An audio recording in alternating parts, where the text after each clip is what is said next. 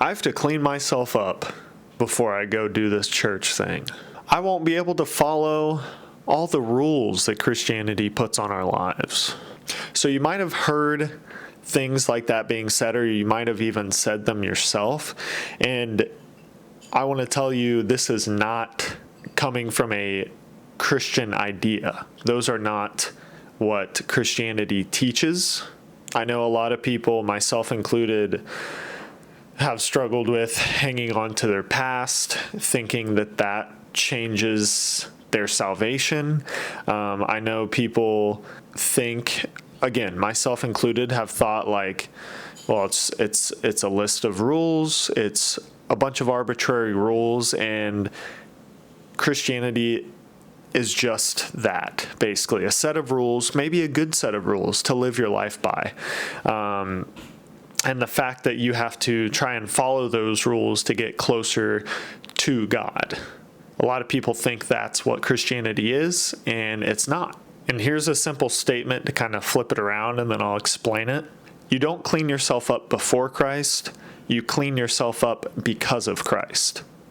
Now, maybe that sounds a little similar. To me, it's a big difference, so let me explain what I mean. Again, this cleaning yourself up before you get to Christ is a lot of focus on maybe past wrongs you've done, or a lot of focus on rules to follow before you get yourself holy enough to be with Jesus or be in the presence of the Lord, right?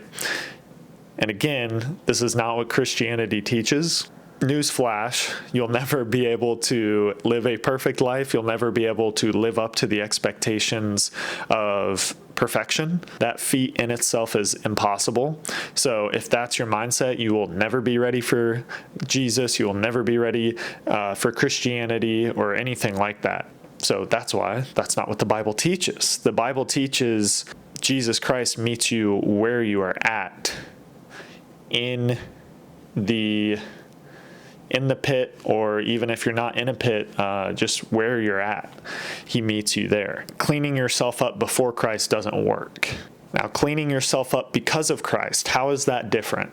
Once Jesus meets you there, once you surrender your life, you profess that he is your Savior, you believe that in your heart, you receive his love, you understand the sacrifice that he gave to all of us. That is where that deep well comes from, where you want to live differently. It's not I want to follow these rules to get close to him. It's, oh no, he's right here with me and he loves me. And that makes me want to honor him by living like he did. That's a pretty big perspective switch, and it makes, it's no longer like you're not following an arbitrary set of rules. You're wanting to change the way you live and give that love out to others as you've received it from him. And now you're no longer pulling from your own well of emotion or energy or love. You're pulling from his well, which is infinite. So you're no longer really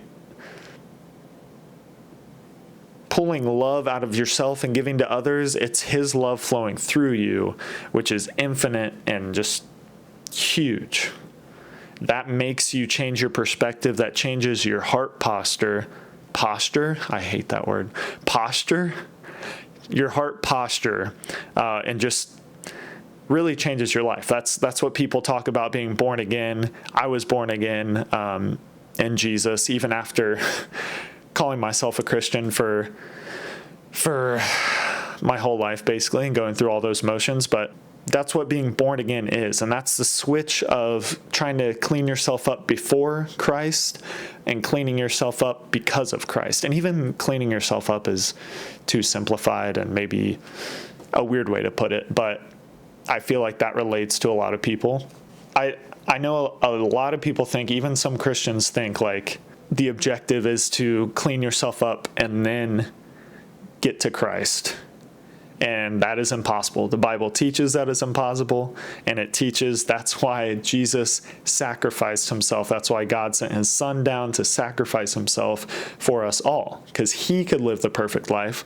So he made the ultimate sacrifice for all of us so that we don't have to live the perfect life, and we can receive his love and spread it to others. So just wanted to say, next time you're thinking about holding on to your past, thinking, you're not worthy of going into a church or talking to someone about Jesus or anything like that, just know that's not biblical. It's not what Christianity teaches.